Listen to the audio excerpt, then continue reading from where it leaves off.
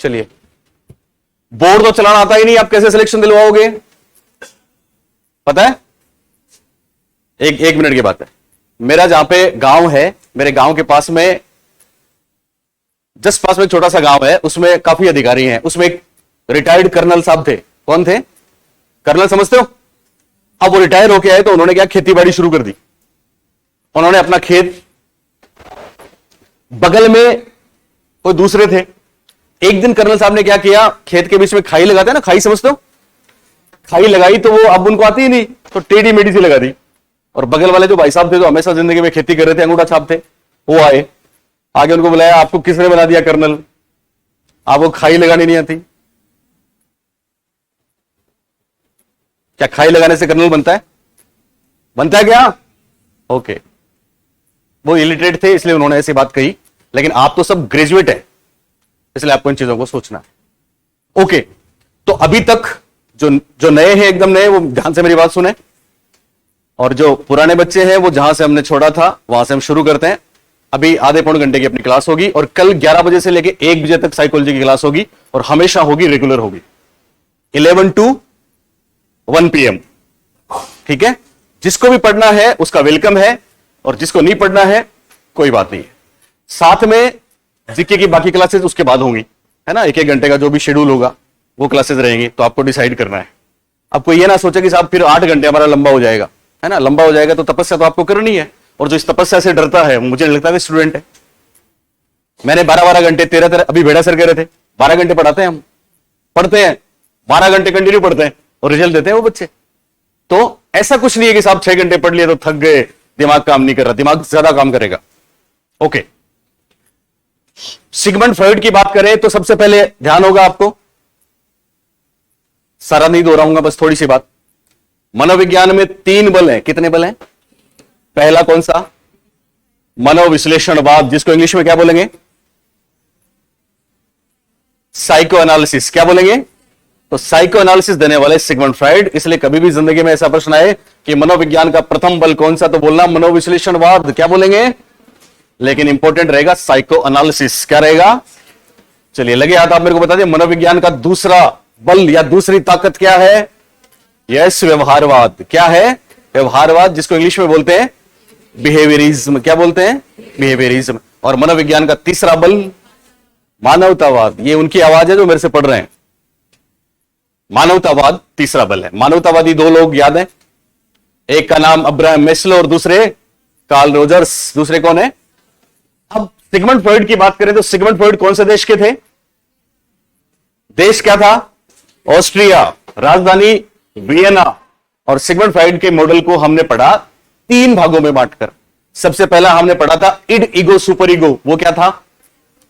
वो dynamic model था। क्या था? Dynamic model. डायनेमिक मॉडल का दूसरा नाम है स्ट्रक्चर ऑफ पर्सनैलिटी। दूसरा हमने पढ़ा कॉन्शियस, अनकॉन्शियस, सबकॉन्शियस, चेतन मन, अचेतन मन और अवचेतन मन। वो कौन सा मॉडल था? इंग्लिश में कौन सा मॉडल था? इंग्लिश में टोपोग्राफिकल मॉडल। कौन सा था? और हिंदी में उसको क्या कहते हैं? क्या बोलते हैं? स्थलाकृति। पता है, मैंने जो बोला ये सारे प्रश्न परीक्षा में है, फर्स्ट ग्रेड सेकंड ग्रेड में। स्थलाकृति मॉडल किसने दिया? केवल इतने में काम हो गया। आपको पता है ना, एक सवाल जिंदगी बनाता है, एक सवाल जिंदगी बिगाड़ता है, और यहां तो हर कदम पे सवाल है। तीसरा मनोलैंगिक विकास। कौन सा? आपको हमने बताया था मनोलैंगिक विकास किसने दिया। अगर ऐसा पूछे तो क्या बोलेंगे? क्या बोलेंगे? Sigmund Freud. लेकिन मनोसामाजिक विकास किसने दिया? तो एरिक एरिक्सन। एरिक एरिक्सन ने 8 अवस्थाएं बताई, तो फ्रॉइड ने कितनी बताई? 5 अवस्थाएं बताई। खास बात, मनोलैंगिक विकास को इंग्लिश में क्या बोलते हैं? Psychosexual development. क्या बोलते हैं? साइकोसेक्सुअल डेवलपमेंट, जिसकी उन्होंने 5 स्टेजेस बताई। कितनी? हमारी 3 स्टेज होगी, तीसरी चल रही थी। पहली स्टेज मुखावस्था, जिसको ओरल स्टेज बोलते हैं हिंदी में। मतलब क्या है ये? तो सुन लें, आप लोग भी सुन रहे हो ना, कि जब बच्चा जन्म लेता है तभी से उस पर एक चीज हावी हो जाती है, और वो है लिबिडो। वो क्या है? लिबिडो क्या होती है? यस, लिबिडो दरअसल सेक्सुअल एनर्जी है। क्या है? जिसको फ्रॉइड लाइफ एनर्जी भी बोलते हैं। क्या बोलते हैं? ये भी आया सवाल, मेरे हर लफ्ज में सवाल है जो परीक्षा में आया है। लिबिडो लाइफ एनर्जी है, जीवन ऊर्जा है, जो हम सबके बिहेवियर को प्रभावित करती है, इन्फ्लुएंस करती है। और शुरुआत होती है मुखावस्था से। किससे होती है? फ्रॉइड कहते हैं कि हमारी बॉडी में अलग अलग समय पर अलग अलग कामुक क्षेत्र बनते हैं। क्या बनते हैं? जिनको ईजेड बोला शॉर्ट में। क्या बोला? ईजेड। ई से क्या बनेगा? इरोजेनिस। और जेड से जोन्स। इरोजेनिस जोन्स बनते हैं हमारे शरीर में। सबसे पहले बनता है मुख में। कहां बनता है? तो पहले 1-1.5 साल तक बच्चे का सेक्सुअल एनर्जी का सेंटर होता है मुख। क्या होता है? इसलिए वो हर चीज को सक करता है, किस करता है, मुंह में लेता है। यहां पे 2 प्रकार के बच्चे हमने आपको बताए थे, एक तो ओरली अग्रेसिव और दूसरे ओरली पैसिव। दोनों में आशावादी कौन से होते हैं? ओरल पैसिव होते हैं। क्योंकि सिगमंड फ्रॉइड ने यह बोला है कि हम अपने बच्चों के साथ जैसा व्यवहार कर रहे हैं, उनका जैसा इन्वायरमेंट है, सोशियो कल्चरल उनका माहौल जो है, वो उनकी पर्सनैलिटी को प्रभावित करेगा और बड़े होने के बाद वो कैसे बनेंगे। ये बहुत बड़ी बात है। इसलिए तो कहते हैं ना, सिगमंड फ्रॉइड का एक स्टेटमेंट आपने जरूर सुना होगा कि एक व्यक्ति को जो भी बनना होता है वो शुरू के 4-5 वर्षों में बन जाता है। सिगमंड फ्रॉइड का एक स्टेटमेंट आपने वो भी सुना है, हमने आपको बताया कि boy is the father of man and girl is the mother of women. इसके बाद हमने देखा दूसरी स्टेज में उत्सर्जन अंगों में आके वो सेक्सुअल एनर्जी ठहर जाती है और उसको बोलते हैं एनल स्टेज। क्या बोलते हैं? हिंदी में क्या बोलते हैं उसको? गुदावस्था या गुदी अवस्था। शाबाश। और गुदावस्था पे कौन नहीं जानता? 13 जिलों में प्रश्न आया था। 2 प्रकार के बच्चे होते हैं, एक एनल एक्सपल्सिव, एक एनल रिटेंटिव। एक गुदा आक्रामक और एक गुदा धारणात्मक। गुदा धारणात्मक बच्चे भविष्य में क्या बनते हैं? बोलो, जो 13 जिलों में आया था। कंजूस और हठी। क्या बनते हैं? कंजूस बनते हैं, हठी बनते हैं, जिद्दी बनते हैं। पुराने पेपर देखें कभी उठा के? पहली गलती तो यही करते हैं, पूरा सिलेबस पढ़ लेते हैं, लेकिन परीक्षा देने जाते हैं तब पता लगता है कि साहब पुराने पेपर में ये प्रश्न आए थे, 30 रिपीट हुए हैं, पर आपने कभी पढ़ा ही नहीं। हम वो सारी चीजें दूर करते हैं हमारे सामने जो बैठते हैं उनका, भले वो किसी भी सब्जेक्ट के हों। और यही वजह है कि राजस्थान में मैक्सिमम सिलेक्शन देने का हमारा रिकॉर्ड रहा है। आपको बार बार इसलिए बता रहा हूं कि मैं नोक कर रहा हूं, नोक। अब तुम तक ये बात पहुंचे कि नहीं पहुंचे, वो तुम्हारी किस्मत है, तुम्हारा लक है। हम कोई कमी नहीं छोड़ रहे। हम दूसरी तीसरी बार आपको जबरदस्ती बैठा के दरवाजा बंद करके ये सारी बातें बताते हैं, क्योंकि ऑफ्टरऑल आप इनोसेंट हो। ऑफ्टरऑल इनोसेंट हो। चाहते तो हो सब कि मैं इस बार लेक्चर बनूं, मैं टीचर बनूं, लेकिन कंफर्ट जोन से निकलना नहीं चाहते। और हम वो करके छोड़ेंगे? करेंगे। मैंने आपको बोला था कुछ दिन बाद जगह नहीं मिलेगी, बोला था। अभी आपको बोल रहा हूं कुछ दिन बाद बैच नहीं मिलेगा। यस, मेरे 60,000 बच्चे हैं, उनमें से 40,000 बच्चे तो अभी जॉबलेस हैं। 40,000 यहीं पे आसपास राजस्थान में, किसी को पता ही नहीं है। चुपचाप यहां पे आधार में हमने शुरू करी क्लास और हमने 10, 12, 15 बच्चों से स्टार्ट किया है। इतने 20 होंगे मुश्किल से, है ना? जबकि अभी सर बोल रहे थे ना, कितने भी पैसे देके पढ़ने के लिए तैयार है, कहीं भी जा सकते हैं। और मेरे ऑनलाइन पे देख सकते हैं आप कितने। अच्छा, आपको एक सुविधा मिल सकती है, आप में ऐसे बच्चे जो अगर ऑफलाइन नहीं आना चाहें तो ऑनलाइन भी ले सकते हैं। लेकिन चूंकि आपको तो ये अलवर से आए हैं ऑफलाइन पढ़ने के लिए, बीकानेर से आए हैं, तो आपको तो यही पे ऑफलाइन की फैसिलिटी है, तो फिर आप ऑफलाइन का फायदा क्यों नहीं उठाएं, है ना? इसलिए बाकी ऑनलाइन भी आप ले तो सकते हो। ओके, तो मैं थोड़ा सा कर लूं बात। उसके बाद तीसरी स्टेज थी, और तीसरी स्टेज का नाम क्या था? बहुत से नाम थे। एक नाम क्या था? लैंगिक अवस्था। क्या था? लैंगिक अवस्था। और इसके बहुत से नाम थे ना, बोलिए। थे, लिखवा दिए आपको सब सारे। इंग्लिश में बोलिए। फेलिक स्टेज। इंग्लिश में क्या था? फेलिक स्टेज। और खास बात ये कि इसमें वो 2 चीजें थी जो बहुत प्रसिद्ध है, और वो क्या थी? लड़कों में कौन सी ग्रंथि? बॉयज में कौन सी? ओडिपस। बॉयज में कौन सी? हाँ, हमारी आवाज नहीं आ रही। गर्ल्स में कौन सी? शाबाश। इनके प्रभाव आपको बता दिए हमने। बोलिए, ओडिपस इलेक्ट्रा के प्रभाव। ओडिपस का क्या प्रभाव है? लड़का मां को चाहता है और पिता को क्या समझता है? राइवल, प्रतिद्वंद्वी समझता है। इलेक्ट्रा, लड़की किसको चाहती है? पिता को चाहती है, यह है अप टू 5-6 ईयर्स, 5-6 साल तक की बात है, और मां को समझती है राइवल। यहां हमने आपको 2 बेहतरीन कॉन्सेप्ट दिए थे, याद है आपको? लड़कों में कौन सा बताया था? बोलिए। वंध्याकरण चिंता। लड़कों में क्या बताया था? वंध्याकरण चिंता। जब ये आया था ना परीक्षा में, तो मोस्टली लोग इसको फीमेल करके आए थे, क्योंकि कॉन्सेप्ट नहीं पता था। इंग्लिश में क्या था? Castration, castration anxiety. ये क्या था, हमने आपको बताया था? मतलब अगर ऐसे अमनोवैज्ञानिक मां बाप हैं जो साइकोलॉजी के कॉन्सेप्ट को नहीं समझते, बच्चे के मन को नहीं समझते, तो बहुत बड़ी गलती करते हैं। वो अपने बच्चे के साथ मिसबिहेव करते हैं। और क्या मिसबिहेव करते हैं? उसके सामने ही दोनों हम बिस्तर हो जाते हैं। वो अवेयर है, वो भी जग रहा है। अगर ऐसा होता है तो उसे सहन नहीं होता। मैंने आपको बताया था, वो दोनों के बीच में घुस जाता है, मां से लिपट जाता है। लेकिन उसको एक डर रहता है। क्या डर रहता है? कि ये शक्तिशाली आदमी है जो कहीं मेरा पेनिस कटवा देंगे। इसको बोलते हैं कैस्ट्रेशन एंजाइटी। क्या बोलते हैं इसको? Castration anxiety. इस पे सवाल आया परीक्षा में, इसलिए मैं बताता हूं, क्योंकि हमारा हर बच्चा हर कॉन्सेप्ट को समझ के जाता है परीक्षा में। यह थोड़ी है कि आपको एक प्रश्न तुक्के से एक ऑप्शन मिल गया, चारों ऑप्शंस आते हैं, चारों। सेम ऐसा ही मैंने आपको गर्ल्स के बारे में बताया था। बोलिए क्या था?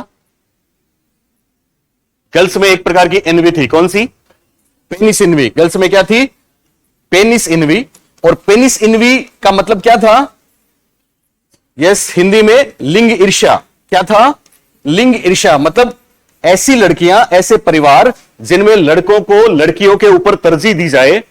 तो फिर मैंने आपको बताया था, श्रेष्ठावस्था की बातें, 5-6 साल तक की बातें हमको याद नहीं रहती। क्यों नहीं रहती? क्यों नहीं रहती? क्योंकि वो रिप्रेस हो जाती है। क्या हो जाती है? क्योंकि उनका दमन हो जाता है। क्या हो जाता है? और दमन होने का मतलब वो कहां चली जाती है? अचेतन में। और अचेतन की बातें हमको पता होती है कि नहीं? नहीं होती। इसलिए हमको किसी को पता नहीं है, पर ऐसा हुआ है, ये रिसर्च है इनकी। ऐसी लड़कियां जिनके घर में ऐसा भेदभाव होता है कि साहब लड़के को पहले तरजीह दी जाए। जैसे मैंने आपको एग्जांपल दिया था, कुछ भी दूध का गिलास दिया, तो वो तो मासूम है, वो तो इनोसेंट, उसको पता ही नहीं है। लेकिन अगर माँ ने ऐसा बोल दिया ना, नहीं पहले इसको, तू बाद में लेना, तो वो सोचती है कि आखिर ऐसा क्या है कि मैं बाद में क्यों? तब उसका ध्यान जाता है। क्योंकि मैंने आपको यह भी बताया था कि पहली बार इस अवस्था में, आप सुन रहे हो, पहली बार इस अवस्था में बालक इस बात से फेमिलियर होते हैं कि मेल फीमेल क्या होते हैं। आया ये सवाल? मेल और फीमेल की पहचान पहली बार कौन सी अवस्था में होती है? लैंगिक अवस्था में होती है, फैलिक स्टेज में होती है। इसलिए वो सोचती है कि मैं इससे अलग क्यों हूं। फिर उसको समझ में आता है कि ओके, पर उसको समझ में क्या आता है? उसको समझ में आता है कि मैं भी ऐसी ही थी, लेकिन मां ने मेरे ऑर्गन्स को कटवा दिया। यहां कटवा देंगे और यहां कटवा दिया। अब उसको लड़कों से ईर्ष्या होती है। इसको बोलते हैं लिंग ईर्ष्या। क्या बोलते हैं इसको? लिंग ईर्ष्या। इसके खतरनाक परिणाम है अगर बच्चों के साथ ऐसा हुआ। हालांकि इसके बाद पता है क्या होगा? मैंने आपको बताया था, इसके बाद एक लड़की मां के साथ आइडेंटिफिकेशन करती है। क्या करती है? क्या करती है? आइडेंटिफिकेशन का मतलब उसकी तरह बन जाती है और जिंदगी भर अपनी मां को आदर्श मानती है। लड़का डैड जैसा बनता है, पिता की चीजों को आइडेंटिफाई करता है। हिंदी में एक शब्द है तादात्म्यकरण, सुना आपने कभी भूल से? तादात्म्यकरण करता है और पिता जैसा बनता है, जिंदगी भर पिता को आदर्श मानता है। लेकिन एक स्टेज सबकी लाइफ में ऐसा आया था जो लैंगिक अवस्था में था, और अगर ऐसा हुआ तो फिर भविष्यवाणी क्या है, प्रेडिक्शन क्या है, वो बहुत डेंजरस परीक्षा में भी आया है। फ्रॉइड कहते हैं कि ऐसे बॉयज जिनका ओडिपस कॉम्प्लेक्स रिजोल्व नहीं होता, जिनका ओडिपस कॉम्प्लेक्स दूर नहीं होता, जो इस तरह के माहौल में रहते हैं जहां ओडिपस कॉम्प्लेक्स बन जाता है, तो ऐसे लड़के भविष्य में क्या बन सकते हैं, इसकी उन्होंने भविष्यवाणी करी है। 3 चीजें उन्होंने बताई है, बॉयज के लिए, 3 गर्ल्स के लिए, और ये परीक्षा में पूछी जा चुकी है। लड़के क्या बन सकते हैं बड़े होने के बाद? Bulb master. ब्लफ मास्टर सुना आप? जानते हो किसको बोलते हैं? यस, नोट धोखेबाज, गप्पेबाज। यस, इसके लिए एक शब्द है शेखीबाज। ऐसे बच्चे क्या बन जाएंगे? शेखीबाज। शेखीबाज क्या होते हैं? गप मारने वाले, डींग हाँकने वाले, फेंकने वाले। इतने फेंकते हैं कि समझ में नहीं आता। दूसरा, ऐसे बच्चे होते हैं हाई एम्बिशियस। क्या होते हैं? हाई एम्बिशियस को बोलते हैं उच्चाकांक्षी, उच्च महत्वाकांक्षा रखते हैं, एक जगह पे टिकते नहीं है, बनना क्या चाहते हैं बन कुछ नहीं पाते हैं, वो होते हैं उच्चाकांक्षी। क्या होते हैं? उच्चाकांक्षी। और एक इनमें गुण होता है उतावलेपन का, ये उतावले रहते हैं। जैसे आप लोग, कुछ लोग उतावले हो रहे ना आप में अभी, उतावले मतलब कंसंट्रेशन नहीं होता। छोटे बच्चे थे तो एडीएचडी था, पर अब बड़े हो गए उसके बाद यह हालत है, तो वो उतावले हैं, वो किसी जगह पे, किसी पॉइंट पे, किसी बिंदु पे कंसंट्रेट नहीं कर सकते, टिक नहीं सकते। और जब तक आप टिकोगे नहीं, स्टिक टू नहीं होगे, तब तक सफलता की सोचना भी बेमानी। 3 चीजें बताइए ओडिपस अबद्ध बच्चों के लिए, बोलिए। पहली कौन सी? सेखीबाज होते हैं, गप मारने वाले। दूसरी बात उच्चाकांक्षी, और तीसरी बात उतावल। और गर्ल्स के लिए उन्होंने बोला है कि जिन लड़कियों को पेनिस इनवी फेस करना पड़ा, हालांकि यहां पे एक और बात है जो कि आई है परीक्षा में, मैं आपको बोला ना, मेरा हर लफ्ज ऐसा है जो किसी न किसी पेपर में है। सिगमंड फ्रॉइड बोलते हैं कि बच्चों का ओडिपस, लड़कों का ओडिपस कॉम्प्लेक्स बहुत हद तक दूर हो जाता है, लेकिन गर्ल्स में और फीमेल में ज्यादातर महिलाओं की लिंग ईर्ष्या दूर नहीं होती, और वो बड़ी होने के बाद इतनी जीलिस हो जाती हैं, मैंने आपको बताया था कल, वो दूसरी महिला को बर्दाश्त नहीं कर सकती और डोमिनेंट होना चाहती है। और हर बार शादी के बाद अपने पति से वो ये चाहती है कि एनी टाइम इनका अटेंशन मेरे पे रहे और इनका अप्रूवल मुझे मिले। क्या मिले? अप्रूवल मुझे मिले, यानी मेरी कोई भी बात ये गिरा नहीं सकते। ये हम सब देखते हैं, आम जिंदगी में देखते हैं, घरों में देखते हैं, ऐसा होता है। इसके पीछे सिगमंड फ्रॉइड की पेनिस इनवी है। लेकिन इस बात का विरोध भी किया किसी ने, आप जानते हैं किसने किया? सिगमंड फ्रॉइड की इस, जैसे कैरोल गिलिगन ने विरोध किया था, किसका? कोहलबर्ग का। किसका किया था? कोहलबर्ग का। किस बात पे किया था? यस, आप जेंडर वाइस हो, क्योंकि कोहलबर्ग ने केवल लड़कों के इंटरव्यू लिए ना, आप कल्चरल वाइस भी हो, उन्होंने केवल शिकागो के बच्चों के इंटरव्यू लिए। क्या मैं बीच में इसलिए पूछ रहा हूं कि आप जागो थोड़े से। ऐसे ही सिगमंड फ्रॉइड से अलग होने वाली उनकी एक शिष्या थी जिनका नाम है कैरेन हार्नी। क्या नाम है?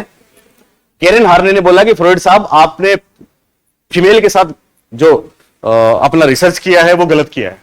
आपने मेल चाइल्ड को ज्यादा फोकस किया है, और आपने ये बोला है ना कि पेनिस इनवी मोस्टली फीमेल में दूर नहीं होती। इस बात का मैं विरोध करती हूं, और इसके विरोध में उन्होंने एक टर्म दिया, आप में से कोई मेरे को बता दे तो मेरे को मजा आ जाए, जो परीक्षा में आया, पर मुझे उम्मीद नहीं है। तुम गुजर, ओके। उनका नाम है कैरेन हार्नी। क्या नाम है? क्या नाम है? बोलो तो सही। कैरेन हार्नी एक महिला है। क्या है? और कैरेन हार्नी की एक बात जो परीक्षाओं में 5 बार 10 बार आ चुकी है, वो तो आप शायद बता दोगे गुजर, कौन सी? कैरेन हार्नी ने बाल्यावस्था के बारे में एक बात बोली है। Yes, anxiety. कौन सी एंजाइटी? Basic anxiety. शाबाश। कैरेन हार्नी ने बाल्यावस्था को मूल दुश्चिंता की अवस्था बताया है, आपके नोट्स में लिखा है, मैंने लिखवाया है। बाल्यावस्था के बारे में कैरेन हार्नी ने क्या बोला? मूल दुश्चिंता की अवस्था। किसकी अवस्था? वही कैरेन हार्नी है जो कहती है, फ्रॉइड साहब आप कहते हैं गर्ल्स में पेनिस इनवी कभी रिजोल्व नहीं होती, तो मैं कहती हूं कि कुछ काम ऐसे हैं जो केवल फीमेल ही कर सकती है, और उन्होंने वो 3 काम बताए। कौन से काम? प्रेगनेंसी। प्रेगनेंसी मेल नहीं हो सकता, हो सकता है? नहीं हो सकता। ब्रेस्ट फीडिंग मेल नहीं कर सकता, और बच्चों की शुरुआत में देखभाल, इसके लिए ये काम मेल नहीं कर सकते, तो मेल में एक इनवी पैदा हो जाती है जिसको उन्होंने नाम दिया था वुम्ब इनवी। क्या नाम दिया था? Womb env. उसको वेजिनल इनवी भी बोलते हैं। तो कैरेन हार्नी से संबंधित वुम्ब इनवी जरूर आप ध्यान रखेंगे। और वुम्ब इनवी किसने दिया? तो हम बोलेंगे कैरेन हार्नी। और पेनिस इनवी किसने दिया? तो सिगमंड फ्रॉइड। पेनिस इनवी का संबंध गर्ल से है। किससे है? और वुम्ब इनवी का संबंध किससे है? बॉयल से। शाबाश। यह संबंध किससे है? बॉयल से। अब यह बात मैंने आपको बीच में बताई, ओडिपस कॉम्प्लेक्स जो बच्चे रह गए वो ऐसे होते हैं, लेकिन ऐसी लड़कियां जो इलेक्ट्रा अबद्ध रह गई, जिनमें पेनिस इनवी हो गया, उनका क्या होता है? उसके लिए भी सिगमंड फ्रॉइड ने भविष्यवाणी की है। आप लोग तो शॉर्ट नोट्स लिख ही रहे हो जो मेरे स्टूडेंट हैं, है ना, तो ऐसे ही आपको लिखना है कि गर्ल्स क्या बनेंगी। तो उन्होंने गर्ल्स के लिए बोला है कि ऐसी गर्ल्स भविष्य में फ्लर्टी बनेंगी। फ्लर्टी समझ लो, इश्कबाज, हाँ भी याद आ गया तेरे को। इश्कबाज ये शब्द इसलिए है कि ये शब्द एके सिंह जो हमारे रहे हैं गुरु, उन्होंने अपनी बुक में दिया था और सीटेट में आया भी है इश्कबाज। आप बोलेंगे सब इश्कबाज होने में कौन सी बुराई है? बोलिए। फ्लर्ट करने में बुराई है? बोलो। यस बुराई है। क्या बुराई है? इश्क किसी एक से करो या दो तीन से करो तो चलता है, पर इसका मतलब है सबसे। ये इश्कबाज है, फ्लर्टी बोला उन्होंने, उनको हिंदी नहीं आती थी, हम लोग बोल रहे हैं हिंदी उर्दू। दूसरी बात उन्होंने बोला, एक टर्म उन्होंने और दिया, और वो टर्म था सेडक्टिव। सेडक्टिव शब्द सुना आपने किसी ने? जिसको हिंदी में बोलते हैं सम्मोहक। क्या सम्मोहक का मतलब समझते हो? दूसरों को दिखाना। और यहां एक टर्म बनती है, एक डिसऑर्डर है, किसी ने सुना हो तो, एग्जीबिशन सुना है? एग्जीबिशन। अच्छा, कभी आपने ऐसा देखा कोई ऑस्ट्रेलियन क्रिकेट मैच चल रहा है, सुन रहे हो, क्रिकेट मैच देख रही है पूरी दुनिया लाइव, और अचानक स्टिकर, स्टिकर सुना किसी ने? एनीबडी?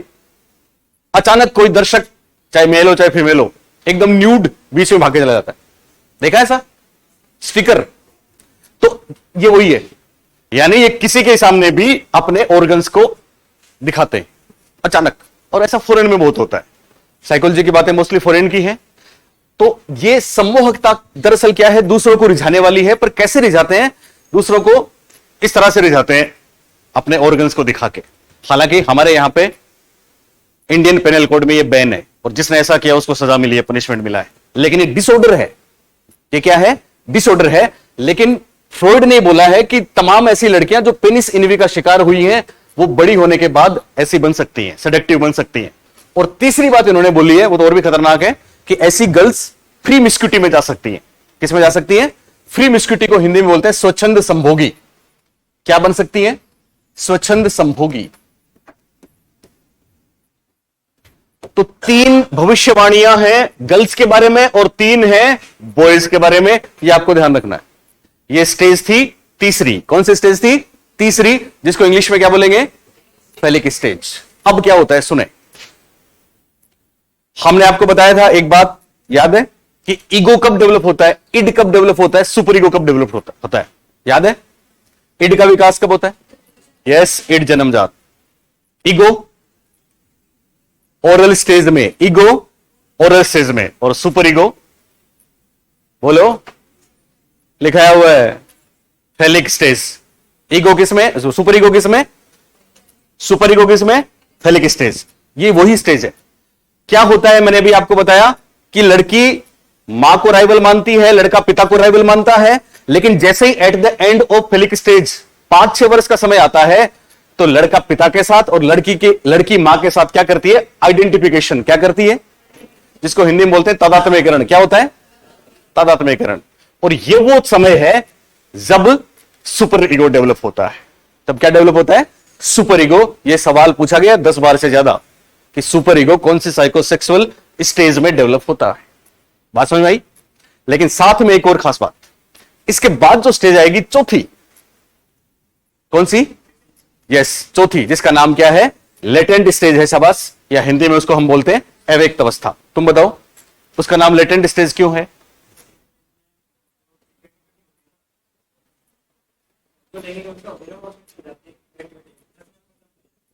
हाँ, ओके। और कोई? अंकिता तुम बताओ इसको लेटेंट क्यों बोलते हैं? यस, यस, सुप्ता। Very good. लेटेंट, या लेटेंट का मतलब क्या होता है? यानी सेक्स वाली एक एनर्जी है। सबसे पहले वो एनर्जी थी मुख में। क्या थी? कहां थी? हर चीज को किस किया? सक किया ना। उसके बाद वो चली गई टॉयलेट ट्रेनिंग वाली में, और उसके बाद वो गई योनांगों में। ये हम जो पढ़ रहे हैं योनांगों में, यहां पे एनर्जी है। अब चौथी स्टेज आएगी जो बाल्यावस्था की इक्विवेलेंट है, और हमने पढ़ा भी था कि बाल्यावस्था में काम भावना ज्यादा होती है कि कम? कम होती है, क्योंकि काम भावना क्या हो जाती है? लेटेंट हो जाती है। जैसा इन्होंने बोला, सुप्त हो जाती है, वो कहीं और चली जाती है। और जैसा गुजर ने बताया, कहां चली जाती है वो? क्रिएटिविटी में चली जाती है। क्रिएटिविटी पे आपको पता है बाल्यावस्था पे सवाल आया था परीक्षा में, सेकंड ग्रेड में आया था। बाल्यावस्था रचनात्मकता और विधायकता की अवस्था है। भूले से पुराने पेपर देखे हो तो आंखें खुल जाएंगी आपकी। जब हमारी क्लास देखने के बाद पेपर देखोगे तो। ऐसा होता है क्या? ऐसा होता है। इसलिए तो 50,000 बच्चे हैं तो जॉब कर रहे हैं। तो सुन रहे हो मेरी बात, सुन रहे हो ना? जो sexual energy flight to creative world होती है, उसको फ्राइडे का नाम देते हैं। बोलिए कौन सा? इस प्रोसेस को फ्राइडे का नाम देते हैं, एंड दैट इज सब्लिमेशन। उसको क्या बोलते हैं? और सब्लिमेशन को हिंदी में क्या बोलते हैं? उदात्तीकरण। क्या बोलते हैं? परिशोधन। क्या बोलते हैं? नाम सुना है आपने कभी? भूले से उदात्तीकरण क्या होता है, परिशोधन क्या होता है? मार्गांतरीकरण सुना है? इससे पहले वाली रीट में आया था विवेकीकरण, शब्द बदलेंगे हिंदी में, लेकिन सब्लिमेशन तो रहेगा। विवेकीकरण उसके लिए आया था, रेशनलाइजेशन के लिए। सब्लिमेशन तो रहेगा। सुन रहे हो मेरी बात? तो अब सब्लिमेशन भी सामने आ गया, एक आइडेंटिफिकेशन भी सामने आ गया, आया ना? और एक मैंने आपको बताया था कि हम चीजों को याद नहीं रख सकते क्योंकि शेष अवस्था की बातें रिप्रेस हो जाती हैं। तो एक टर्म आता है रिप्रेशन। कौन सा? जिसको हिंदी में क्या बोलेंगे? दमन।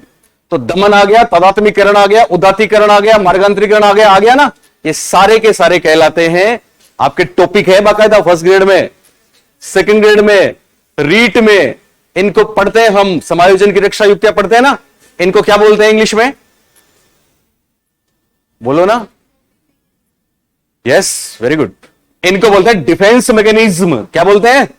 और डिफेंस मैकेनिज्म को हिंदी में क्या बोलते हैं? यस, रक्षा युक्तियां। क्या बोलते हैं? तो अगली स्टेज की सबसे महत्वपूर्ण बात आएगी, रक्षा युक्तियां। स्टेज नंबर 4 लिखिए। 2 ही स्टेज है, फिर एक बात बताऊंगा, फिर छोड़ूंगा आपको। अच्छा, ऐसा तो नहीं करोगे आप जैसा पहले हम पढ़ाते थे, तो गाल से तो हाथ हटा ही लो, हमारी क्लास में एक गुनाह अजीम है। तो क्या होता था पता है? वही मेंटोस वाली बात। पहले एक ऐड आता था मेंटोस का, पता है आपको? मेंटोस खाते ही दिमाग की बत्ती जलती है ना? तो एक हमारे जैसे प्रोफेसर थे, बच्चों को जबरदस्ती ऐसे बैठा के रखते थे। आप सुन रहे हो? सुन रहे हो क्या? और खास बात उनकी एक और थी, उनको आप जो भी बोलो वो हमेशा उससे उल्टा ही करते थे। बच्चे कहते थे सर आज जल्दी छोड़ दो, नहीं 2 घंटे पढ़ाऊंगा। बच्चे कहते सर और पढ़ाओ, छुट्टी। तो क्या होता है, एक बार 1 मिनट का है बताऊं, एक बार क्या होता है कि सबको पता है प्रोफेसर साहब ऐसे हैं, उनकी एक स्टाइल और थी। जब वो बोर्ड पे लिखने जाते तो फिर मुझे नहीं पता बेड़ा सर ऐसा करते हैं कि नहीं करते, बोर्ड पे लिखने जाते तो फिर 2 मिनट बाद ही पलटते, पीछे से सारा खेल हो जाता। तो क्या हुआ, एक स्टूडेंट लेट हो गया, लेट हुआ, ऐसे गेट के सामने था वो ऐसे, ठीक है, और वेट कर रहा था। साथी बोल रहे थे आ जाओ। क्या हुआ, अभी रुको रुको रुको रुको। किस बात का वेट कर रहे हैं? कि वो बोर्ड की तरफ जाए। और जब वो बोर्ड की तरफ गए तो उन्होंने कहा आ जा। तो वो अंदर आया और वो बोर्ड पे लिखना चालू किया उन्होंने। अब क्या, वो अंदर आया तो उन्होंने कहा जल्दी आ जा। उन्होंने कहा यार मैं जानता हूं इनको, 2 मिनट आराम से आ रहा हूं। वो आराम से आ रहा था। उस दिन पता नहीं क्या हुआ, कई बार ऐसा होता है ना कि पीछे से कुछ होता है तो आभास हो जाता है, 6 सेंस काम कर गया उनका। उनको लगा कुछ गड़बड़ है, तो ऐसे लिखते लिखते बीच में पलट गए। अब भाई साहब तो यहां तक पहुंचे थे, ऐसे हाथ में नोटबुक, तो कहा लेट आयो गेट आउट, क्योंकि वो तो हमेशा उल्टा करते थे, लेट आयो गेट आउट, बाहर चला गया। अब बाहर जाके उसने मेंटोस खाया, तो मेंटोस खाया तो फिर बत्ती जली दिमाग की। ओके, इस बार वो खड़ा है और वेट कर रहा है, अब की बार बताना बोर्ड पे जाए तो। और इस बार भी क्या हुआ, बोर्ड पे गए तो उन्होंने कहा आ जाओ। बच्चों ने बोला आ जा। वो बोर्ड पे गए और वो आ रहा है, बच्चों ने कहा जल्दी आ। उसने कहा नहीं आराम से आऊंगा। और इस बार भी ऐसे चल रहा है। उनको इस बार भी पता लग गया कुछ गड़बड़ है, और वो इस बार पलट गए। प्रोफेसर साहब पलटे, लड़का भी पलट गया। उन्होंने कहा कहां जा रहे हो, सिट डाउन। नहीं समझे? तो मैं उधर जाऊं तो कहीं कोई ऐसा नहीं करना। ओके, चौथी अवस्था। कई बार क्या होता है, हमारी एक क्लास थी एक दिन, मेरा यूट्यूब पे उसका पूरा वीडियो है। एक क्लास, जैसे यहां जबरदस्त से आया हूं ना, जयपुर में मेरी एक क्लास थी, मॉर्निंग में 10 बजे से लेकर शाम को 6 बजे तक। 2017-16 की रीट से पहले एक ही दिन पढ़ाया था मैंने 4000 बच्चों। वो बच्चे कौन थे? वो बच्चे ऐसे ही थे, 2-2 बार साइकोलॉजी पढ़ ली, जैसे आप लोगों में है कुछ, पढ़ ली हमने साहब 2 बार। एक दिन की क्लास जिसने ली थी, 30 में से 26 प्रश्न आए थे एक सिंगल डे में, और पूरे राजस्थान में किसी के 2 भी नहीं आए थे। ये वो वक्त था जब अनरिक्शा नर्वोसा पूछा गया था। ये वो समय था जब पहली बार प्रोग्राम्ड लर्निंग आया था। तो आप में से कोई मेरी आज की क्लास ले ले तो हो सकता है इसी में कल्याण हो जाए, हो सकता है इसी में से उसको 2 प्रश्न मिल जाए, हो सकता है वही भाग्य बना दे, इसलिए जाना नहीं है जब तक मैं नहीं बोलूं। चौथी स्टेज का नाम बोलिए, अव्यक्त अवस्था। क्या नाम है? अव्यक्त अवस्था। इसका दूसरा नाम भी है, बोलिए क्या? अप्रकटीकरण की अवस्था। ये जो दूसरा नाम मैंने लिखा है ये परीक्षा में खूब आया है। और इंग्लिश में क्या बोलते हैं इसको? Yes, latent stage. लेटेंट भी बोल सकते हो, लेटेंसी भी बोल सकते हो। और समय इसका कितना करेंगे? 6 से 12 या 7 से 12 वर्ष।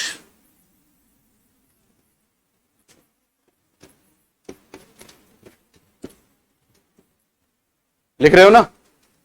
वैसे जो एक ही दिन की क्लास ले रहे हैं उनको भी लिखना चाहिए था। ये भी आपका टेस्ट था, हाउ कीन यू आर। भले ही पीछे लिख लो।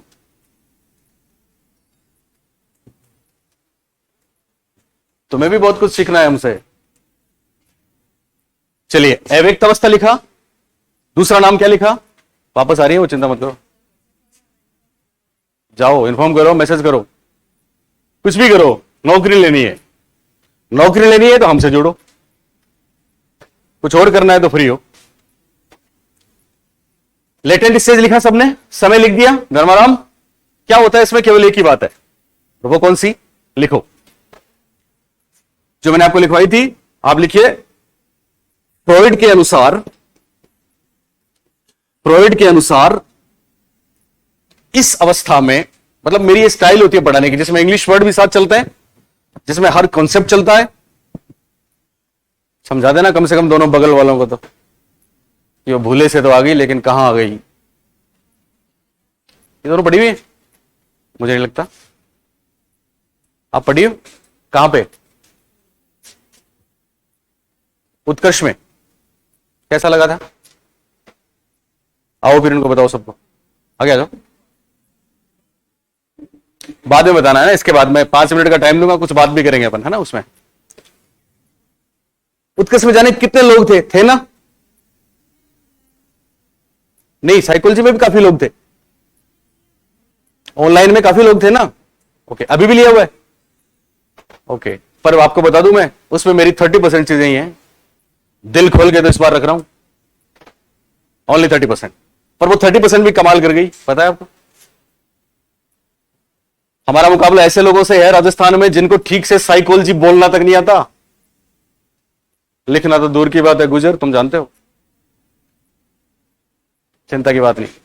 चले, ओके, लिखें। फ्रॉइड के अनुसार, आप लिखिए, फ्रॉइड के अनुसार इस अवस्था में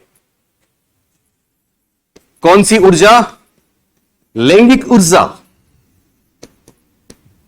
ब्रैकेट में सेक्सुअल एनर्जी। फ्रॉइड के अनुसार इस अवस्था में लैंगिक ऊर्जा या सेक्सुअल एनर्जी। अब वो बात आती है, क्या आपने लिखा फ्रॉइड के अनुसार इस अवस्था में लैंगिक ऊर्जा या सेक्सुअल एनर्जी क्या करके? मार्गांतरीकरण। ये शब्द लिखना, मार्गांतरीकरण। इसको इंग्लिश में भी लिखना है, सब्लिमेशन। सब्लिमेशन,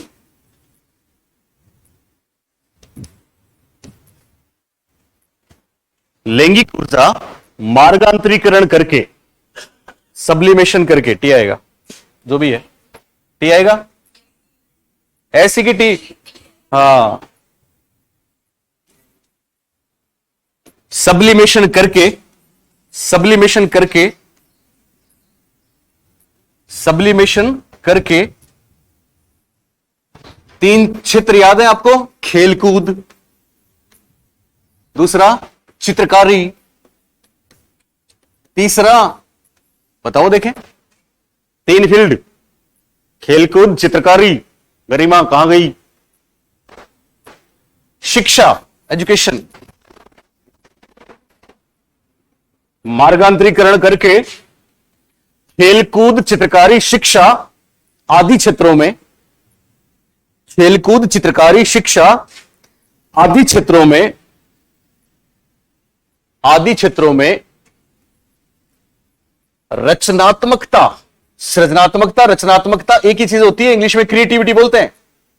आदि क्षेत्रों में रचनात्मकता के रूप में प्रकट होती है, रचनात्मकता के रूप में प्रकट होती है।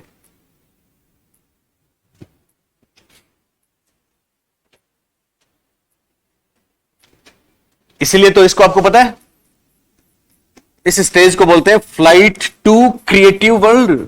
क्या बोलते हैं? फ्लाइट टू क्रिएटिव वर्ल्ड है ये, सृजनात्मक विश्व में पलायन है ये, और ये बाल्यावस्था के इक्विवेलेंट है। इसलिए परीक्षा में वो सवाल आया था कि बाल्यावस्था रचनात्मकता की या सृजनात्मकता की या विधायकता की अवस्था है। सेकंड ग्रेड में जो राजस्थान में कुछ ही बच्चे कर पाए थे, और आप समझ सकते हैं वो कुछ बच्चे कौन थे। बोलना पड़ता है, इतने इनोसेंट देखे नहीं हमने। एक बार गया था भरतपुर जिंदगी में, नो एड, कोई एड नहीं, केवल सोशल मीडिया पे उन्होंने कहा था कि हमारे वीडियो है मेरे चैनल पे देख लेना। हाट बाजार नहीं होता ऐसे, मेला टूटता है ना, मेला जैसे यहां कलाम और उत्कर्ष में बच्चों का टूटता है, वैसे पूरा गार्डन फुल था, बाहर खड़े थे। मुझे ताज्जुब हुआ, ये कैसे हुआ? मैंने कहा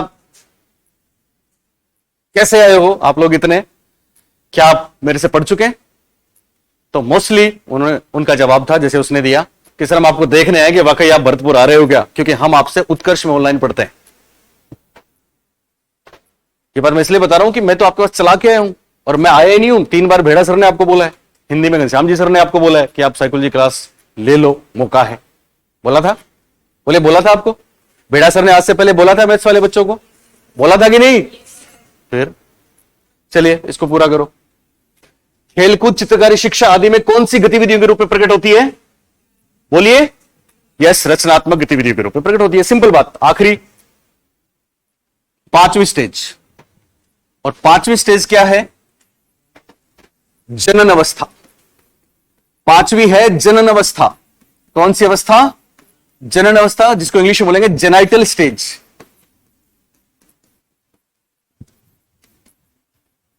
और यह है 13 वर्ष के बाद। 12 वर्ष के बाद भी चलेगा, 13 वर्ष के बाद भी चलेगा। और इसमें केवल 3 चीजें। फ्रॉइड कहते हैं कि अब, चलिए हिंदी में क्या लिखा बोलो ना? जन्म अवस्था। इंग्लिश में जेनाइटल स्टेज। समय कितना? 13+। ओके, आपको पता है सबसे पहले सेक्सुअल एनर्जी कहां पे सेंट्रलाइज थी? मुख में। कहां पे थी? 2 नंबर पे कहां गई? एनएस में, गुदा में, उत्सर्जन में। 3 नंबर पे कहां गई? 3 नंबर पे जेनाइटल्स में गई, 3 नंबर पे सेक्सुअल ऑर्गन्स में गई, और 4 नंबर अव्यक्त है। 4 नंबर, ऐसा प्रश्न है परीक्षा में कि मनोलैंगिक विकास की वह कौन सी अवस्था है जिसमें हमारे शरीर में कोई इरोजोनस जोन नहीं बनता या कोई नया कामुक क्षेत्र नहीं होता? तो इसका जवाब क्या आ जाएगा? Latent stage. क्या आ जाएगा? क्योंकि बॉडी में कोई नया क्षेत्र नहीं बना, ऊर्जा तो कहीं और चली गई।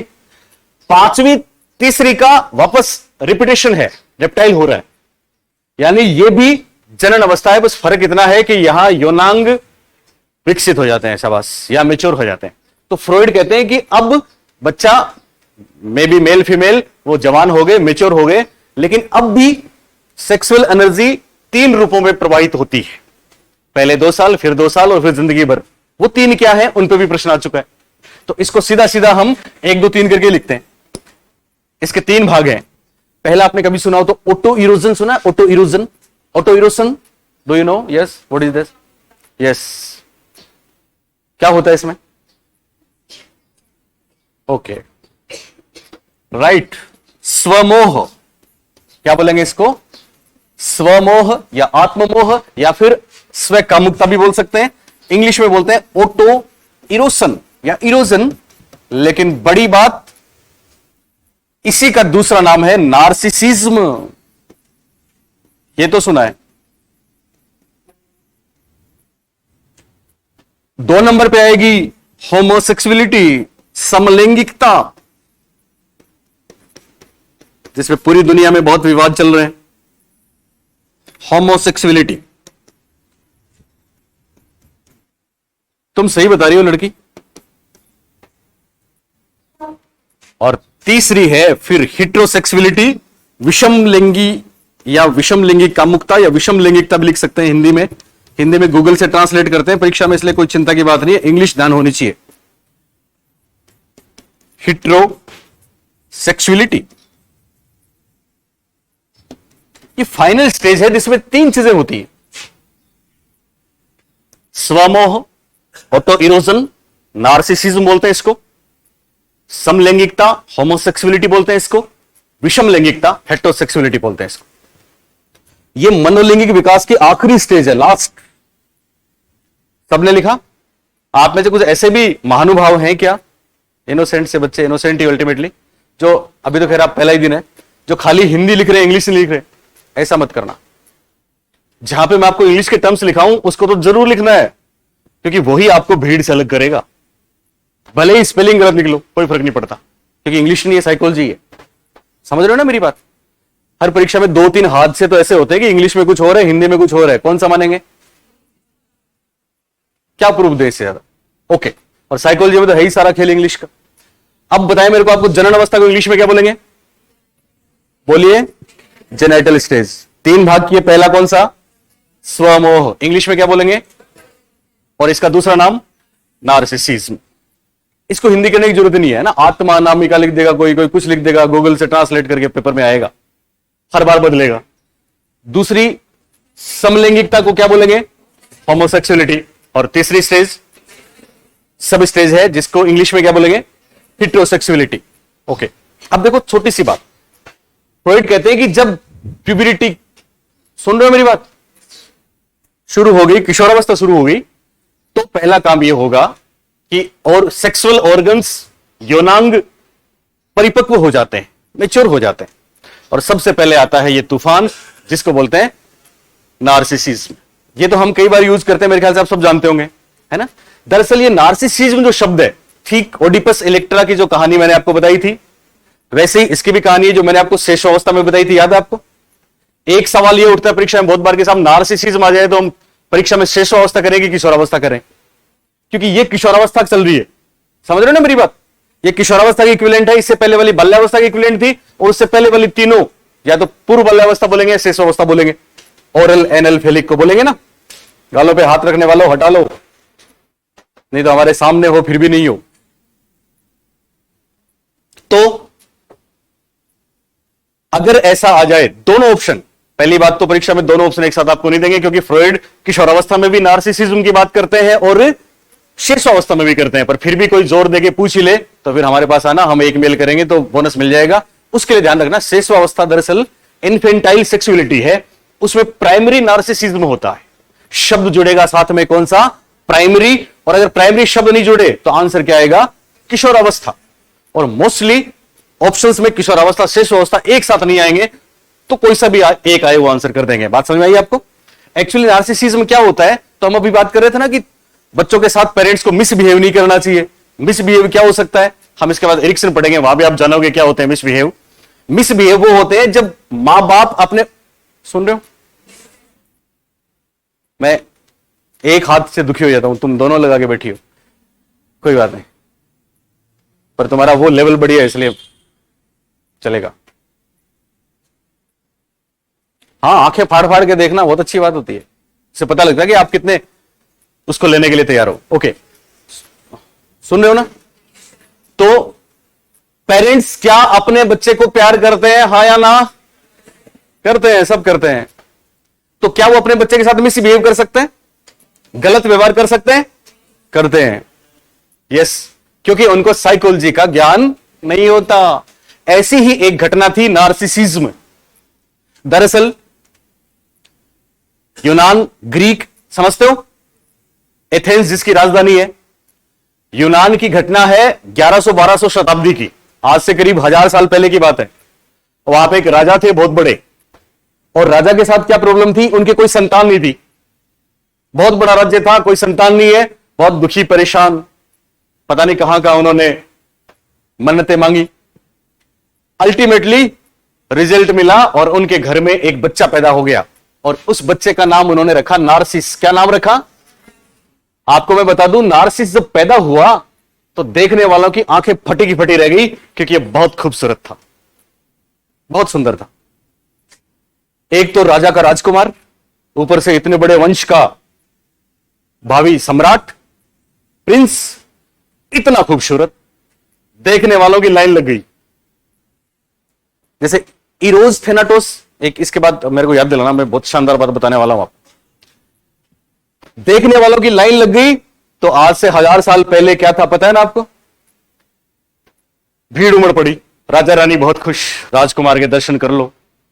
फिर राजा रानी को किसी ने कहा कि ये क्या कर रहे हो, क्योंकि ये इतना सुंदर है। आपने कभी ऐसा ऐसा सोचा होगा, देखा होगा, कोई बच्चा या छोटी सी गुड़िया बहुत खूबसूरत होती है, तो हम क्या बोलते हैं, हमारे मुंह से क्या निकलता है कि इतनी सुंदर है कि इसको यस किसी की नजर ना लग जाए। और उस जमाने में तो नजर लगती भी ज्यादा थी। तो राजा रानी के दिमाग में ख्याल किसी ने घुसा दिया कि नार्सिस को किसी की नजर ना लग जाए, और अब सुझाव भी दे दिया। इतना प्यार करते थे दोनों राजा रानी इसको कि उन्होंने ये फैसला कर लिया कि किसी की नजर ना लगे, इसलिए इसको नजरबंद कर देंगे, किसी की नजर पड़ने ही मत दो। और क्या किया जानते हैं? मां बाप ऐसा फैसला कर सकते हैं क्या? इन्होंने किया, उसको एक महल में कैद कर दिया। ना वो किसी को देख सकता, ना कोई उसको देख सकता। सोचिए कैसे बचपन गुजरा। सारी सुख सुविधाएं हैं, सब कुछ है उसके पास, लेकिन वो किसी को देख नहीं सकता। शीशा भी नहीं है, खुद की भी लग सकती है। नार्सिस जवान हुआ, और जब वो जवान हुआ, वैसे तो सारी सुविधाएं थी उसके पास, तो एक दिन वो स्विमिंग पूल में नहा रहा था। नहाने गया, फूलों वाला स्विमिंग पूल जैसे होता ना किलों में, दरवाजे ऐसे केसल्स में, तो वहां पे वो नहाने गया तो एकदम शांत वातावरण था, पानी एकदम शांत था। उससे पहले उसकी नजर पड़ी नहीं, तो उसने देखा पानी में, और पानी में उसको खुद की परछाई दिखी। वाकई वो इतना खूबसूरत था कि उसको उससे प्यार हो गया, जो पानी में दिख रहा है। वास्तव में वो कौन था? वो खुद ही था। यहीं से बात निकली, नार्सिस से क्या बन गया? नार्सिसिज्म। क्या बन गया? तो आपको ध्यान रखना आज के बाद कि नार्सिसिज्म का मतलब किससे प्यार करना? खुद से प्यार करना। ये बात समझ में आई आपको? ओके। उसके बाद फिर क्या होता है? अगले 2-3 साल होमोसेक्सुअलिटी होती है। होमोसेक्सुअलिटी का मतलब फ्रॉइड कहते हैं कि हम सब में ऐसा हुआ है। हालांकि हम लोग, हमारी कल्चर, हम होमोसेक्स को कोई अच्छा नहीं मानता। आप में से कोई मानता है? Anybody here? नो, कोई नहीं मानता ना? हम नहीं मानते। हालांकि मेरे पास कुछ बच्चों के मैसेज आते हैं, यस, व्हाट्सएप पे हर बार 2-4-5 ऐसे केस होते हैं। कोई ओसीडी का है, कोई कुछ हो रहा है, तो हम तो बच्चों की पढ़ा ही रहे ना, और वो कहते हैं सर बहुत बड़ी प्रॉब्लम है। कई मैं समझ जाता हूं ये बोलेगा, पता है क्या बोलता है? सर मुझे लड़कियों वाली फीलिंग आती है। ये है साइकोलॉजी डिसऑर्डर है। हम फर्स्ट ग्रेड में डिसऑर्डर करवाएंगे आपको, तो जानेंगे आप बहुत सी बातें। ओके, तो लड़की वाली फीलिंग आती है, इसका मतलब वो लड़की है, वो है तो लड़का लेकिन है लड़की। और आपको पता है ना, ऐसे आपके वो है ना पुरुषत्व नारीत्व, पढ़ा है ना आपने, फेमिनिस्ट, मस्कुलिनिस्ट, बहुत सी कहानियां हैं, फिर वो बनते भी हैं। एनीवे, उस पर नहीं जा रहे हम। होमोसेक्सुअलिटी एक ऐसा दौर है जो हम सब में आया है। और कैसे आया है? It's not sex, it's sexuality. आप समझ रहे हो मेरी बात?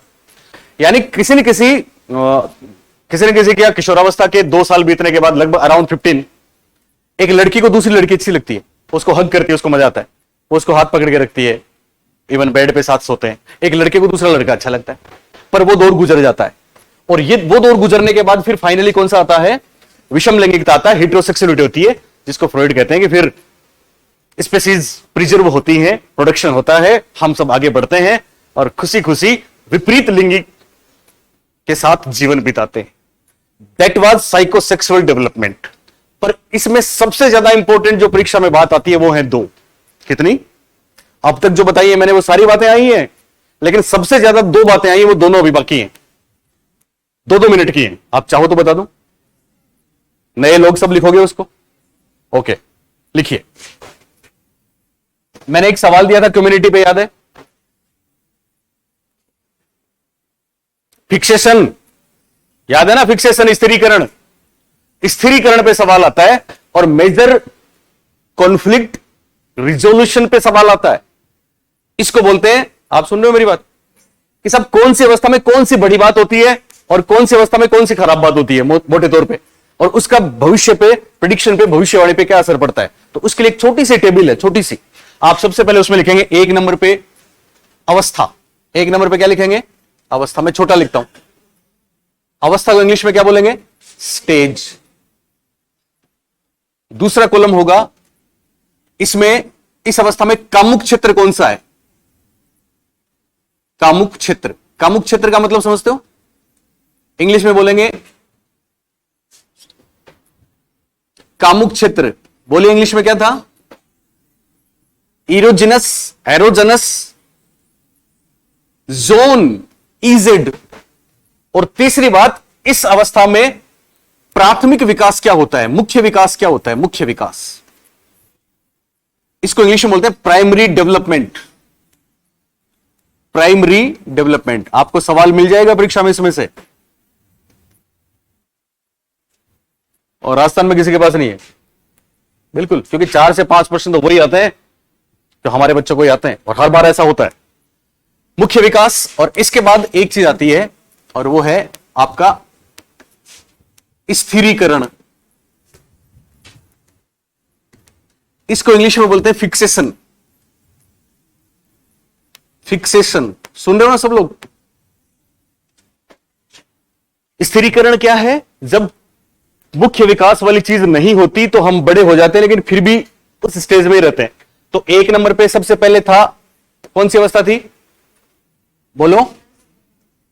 एक नंबर पे ओरल, मुख्य अवस्था या मुखावस्था। एक नंबर पे मुख्य अवस्था थी ना, बोलो। इंग्लिश में लिखने की जरूरत नहीं है क्योंकि पहले मैं आपको लिखवा चुका हूं मुख्य अवस्था। यहां पे कामुक क्षेत्र क्या है? बोलिए। मुंह, शाबाश। कामुक क्षेत्र है मुख, लिप्स, जीभ, पर आपको केवल लिखना है मुख। कामुक क्षेत्र क्या हो गया? मुख हो गया। कामुक क्षेत्र क्या हो गया? मुख। इजेड मुख हो गया। ओके। अब मुख्य विकास क्या होता है? धर्माराम बता चुका हूं, बताओ। एक शानदार सा टर्म बताया था हमने आपको। तुम तो थे ही नहीं, तुम्हारा दोष ही नहीं। अंकिता तुम थी, तुम आधे बार वैसे रहती हो। एक हमने बहुत शानदार बात बताई थी, दैट वाज विनिंग। याद है विनिंग? विनिंग का मतलब जीतना नहीं है, WEANING विनिंग है। विनिंग का मतलब क्या होता है? जब बच्चा अराउंड 6 मंथ, जब बच्चा ब्रेस्ट फीडिंग को छोड़ के सॉलिड फूड की तरफ जाता है, तो मुख्य विकास हो गया स्तनपान छूटना। स्तनपान छूटना इंग्लिश में लिखना है सबको जरूर। इसको बोलते हैं विनिंग, विनिंग, विनिंग। तो पहली अवस्था का यह मुख्य विकास है, लेकिन अगर सही तरीके से चीजें रिजोल्व नहीं हुई तो फिर बच्चे में बड़ा होने के बाद क्या आएगा? वो उसके फिक्सेशन है, और वो भी परीक्षा में आते हैं। तो फिक्सेशन क्या क्या है? एक तो है over eating. Over eating Hindi में बोलते हैं, क्या बोलते हैं? अत्याहार। मैंने ऑप्शन दिया था, किसी ने बोला अत्याहार समझ में नहीं आया हमको। ओवर ईटिंग, ज्यादा खाने वाले। वैसे इन्होंने इंग्लिश में दिए स्मोकिंग, धूम्रपान। फ्रॉइड कहते हैं ऐसा ही कोई धूम्रपान नहीं करता, स्मोकिंग करने वाले वो हैं जो विनिंग में जिनको प्रॉब्लम आई थी। तो अत्याहार, धूम्रपान, अंगूठा चूसने वाले। बड़े होने के बाद आपने देखे कुछ लोग जो अंगूठा चूसते हैं, suck the thumb. Nail biting, नाखून चबाना। नेल बाइटिंग बोलते हैं नाखून चबाना, पहली बात। दूसरी अवस्था जल्दी लिखो। पहली मुख्य अवस्था थी, 2 नंबर पे यस गुदी है, गुदा अवस्था, शाबाश। यहां एनएस है, एनएस इंग्लिश में, हिंदी में गुदा। और खास बात, यहां पे मुख्य विकास क्या होता है? टॉयलेट ट्रेनिंग, बस टॉयलेट ट्रेनिंग।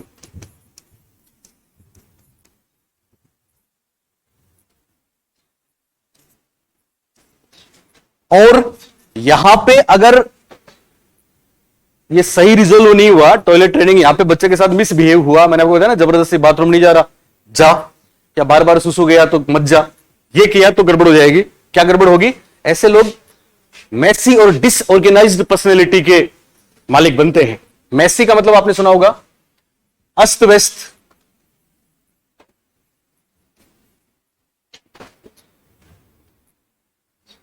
अस्त व्यस्त व असंगठित व्यक्तित्व हो जाता है। असंगठित, अस्त व्यस्त व असंगठित व्यक्तित्व मतलब मेसी एंड डिसऑर्गेनाइज्ड पर्सनैलिटी बनती है। और तीसरी अवस्था क्या नाम था? लैंगिक अवस्था। तीसरी अवस्था का नाम है लैंगिक अवस्था। और यहां पे इजेड क्या है? यहां पे इजेड क्या है? जेनाइटल, योनांग। योनांग यहां पे इजेड है। यहां पे सेक्सुअल एनर्जी या लाइफ एनर्जी सेंट्रलाइज रहती है योनांगों पे, यहां पे रहती है उत्सर्जन वाले पे, और यहां पे रहती है मुख में। और यहां पे मुख्य विकास होता है ओडिपस व इलेक्ट्रा का समाधान। ओडिपस व इलेक्ट्रा, ये तो आपको पता ही है, ओडिपस लड़कों में और इलेक्ट्रा, शाबाश, ओडिपस व इलेक्ट्रा का समाधान। ओडिपस व इलेक्ट्रा का समाधान। और अगर नहीं होता तो पता है क्या होता है? फिक्सेशन में फ्रॉइड ने बताया है, फिर वो कहते हैं ना कि अडल्ट रिलेशनशिप में कैपेबल नहीं होता, जिसको क्या बोलेंगे? यौन अक्षमताएं आ जाएंगी। यौन अक्षमताएं एवं यौन रोग। यौन अक्षमताएं व यौन रोग। और 4 नंबर पे अव्यक्त अवस्था। सुप्त अवस्था भी बोलते हैं, प्रच्छन्न अवस्था भी बोलते हैं, अप्रकटीकरण भी बोलते हैं, हिंदी में बहुत से नाम आ सकते हैं।